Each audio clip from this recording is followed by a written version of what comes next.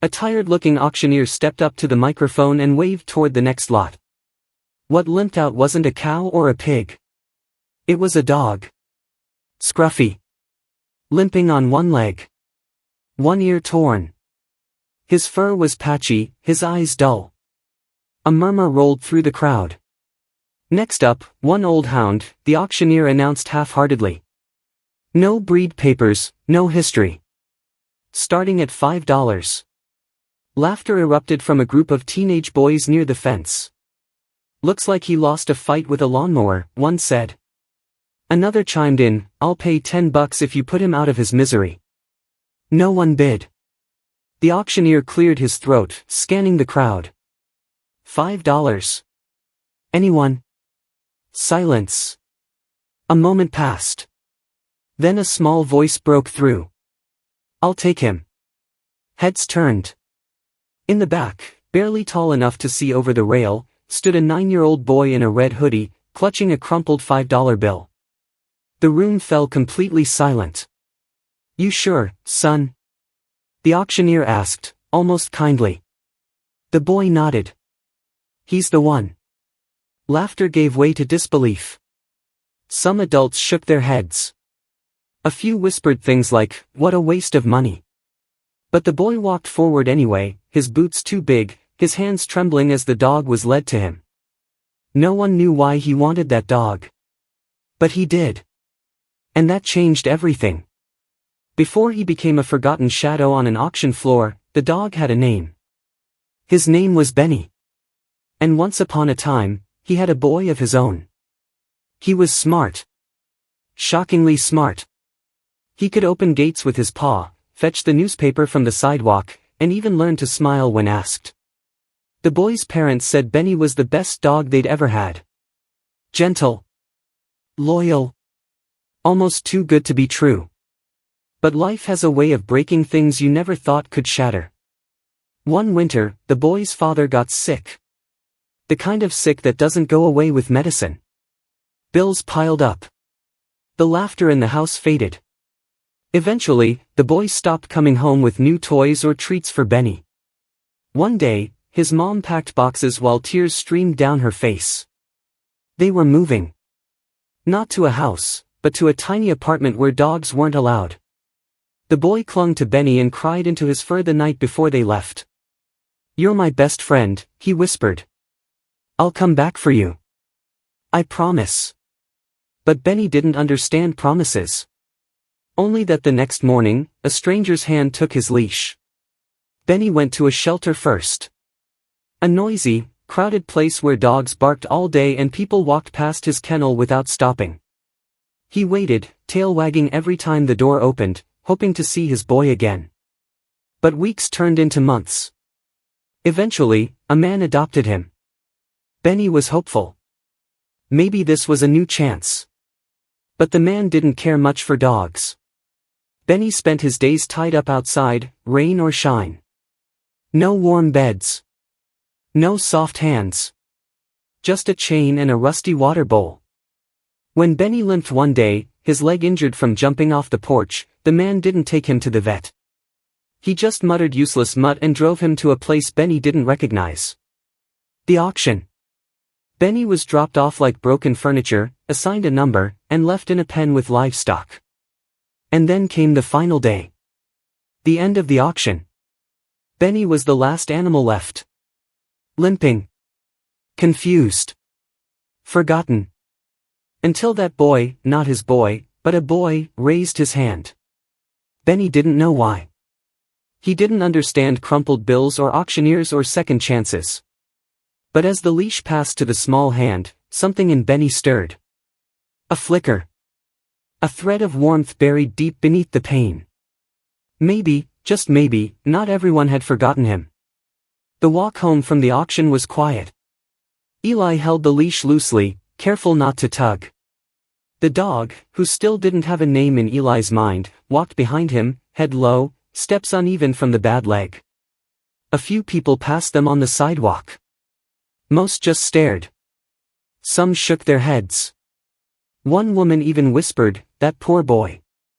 What a mess of a dog." But Eli didn't care. When they got home, Eli's dad stood on the porch, arms crossed, brow furrowed. "What's this?" he asked. Eli looked up. "He needed me." The silence that followed stretched like a tightrope. Finally, his dad sighed, ran a hand through his hair, and said, "Well, he sleeps in the barn." Eli smiled. "That's all he needs." That night, Eli made up a bed of old blankets in the corner of the barn. He brought out a dish of warm food and a bowl of water and sat cross-legged a few feet away, waiting. The dog didn't move. He stood frozen in the doorway, eyes darting, body trembling slightly. His past had taught him not to trust.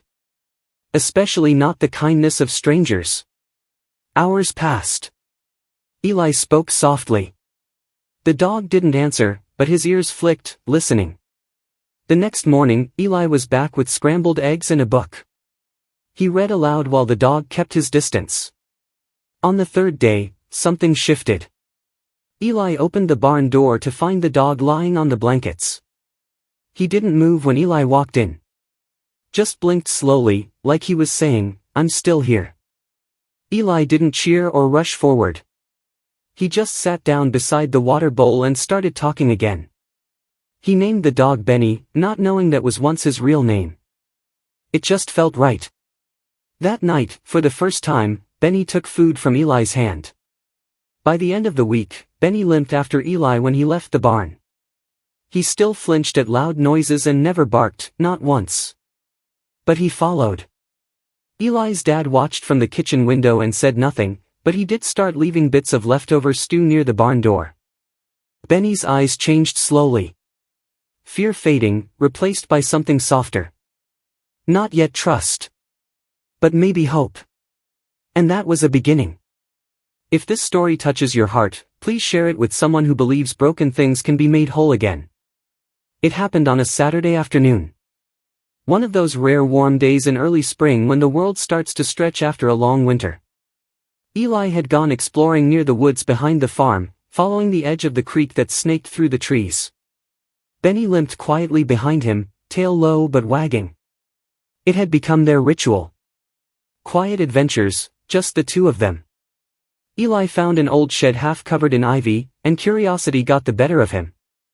The door creaked open with effort. Inside, it was musty and dark, filled with broken tools and forgotten junk. Benny waited at the entrance, ears perked. "I'll be right back," Eli said with a grin, stepping inside. But the old floorboards had other plans. With a sudden crack, one gave way beneath Eli's feet. He dropped through with a shout, landing hard in a shallow hole beneath the shed. Dirt rained down, and a board pinned his leg. He wasn't hurt badly, but he was stuck. "Benny!" he called, panic rising. "Help!" Above, the dog barked for the first time. A sharp, echoing sound that split the woods. Then he vanished from the doorway. Eli's heart raced. He tried to push the board, but it wouldn't budge. Tears stung his eyes. The silence felt unbearably heavy. Minutes later, barking erupted in the distance. Back at the house, Eli's dad had just stepped outside when he saw Benny sprinting, limping furiously toward him, barking non-stop, eyes wild. The dog turned, ran a few steps, then barked again. It wasn't random. It was a call. "Something's wrong," his dad muttered. He grabbed his coat and followed the barking into the woods. They found Eli 15 minutes later, still pinned but safe. His dad lifted the board and pulled him out, heart pounding with relief. Benny stood nearby, tail wagging, dirt on his nose, watching them both. Eli clung to the dog, burying his face in his fur. "You found help," he whispered. "You saved me." The news spread quickly. The quiet, broken dog no one wanted had become a hero. And in that moment, even the coldest hearts in town began to change. By Monday morning, everyone in town had heard the story. It started with a post on the local community board. Just a photo of Benny standing beside Eli, both covered in dirt, with the caption, "This dog no one wanted just saved my son's life." Eli's dad had never posted anything online before. But this, he felt, needed to be seen. Within hours, the photo was shared hundreds of times. Then thousands. People started commenting. Neighbors, strangers, even folks from out of state. What a good boy. Never judge a dog by a limp. That kid saw something the rest of us missed. The local news called that afternoon. They wanted an interview. When the reporter asked Eli why he chose Benny, he shrugged and said simply, he looked like he needed someone. I know how that feels. The reporter went quiet for a second before replying, I think he saved more than just you, Eli. It wasn't just Benny who got a second chance. Eli did too. They saved each other. If this incredible story moved you, don't forget to like, share, and subscribe for more powerful true stories that prove love has no conditions and second chances can change everything.